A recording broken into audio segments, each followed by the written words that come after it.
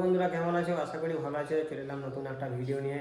তো আজকে ঝাড়খণ্ডের কাজ চলছে, তো ঝাড়খণ্ডের কাজ আরম্ভ করে দিয়েছি। কাজটা অনেকটাই হয়ে গেছে, যেহেতু দেখাতে পারিনি, একটু কাজে ব্যস্ততা ছিলাম ওই জন্য।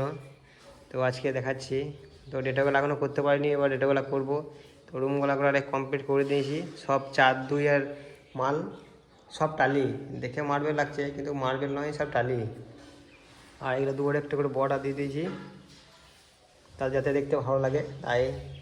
আর যে সাইডে যে কাটিংগুলো আছে 6 ইঞ্চি, ওগুলো এখনও কাটিনি, ওগুলো কেটে লাগাবো।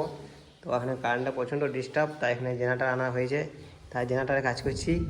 তাই এখানে জেনারেটারের নিচে আছে, আমরা উপরতলায় কাজ করছি।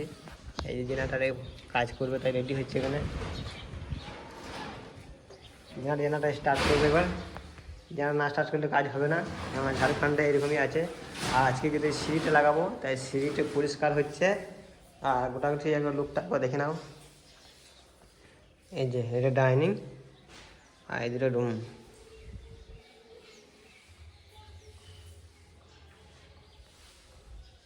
তো ডেটাগুলো লাগালে আরও ভালো লাগবে। আর ডেটাগুলো যেহেতু লাগাইনি, ওই জন্য কেমন একটা লাগছে। তো ডেটা লাগানো হোক, তারপর আবার একটু দেখাবো ভিডিও করে।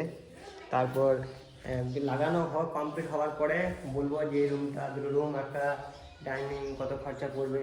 ঠিক আছে, চলো।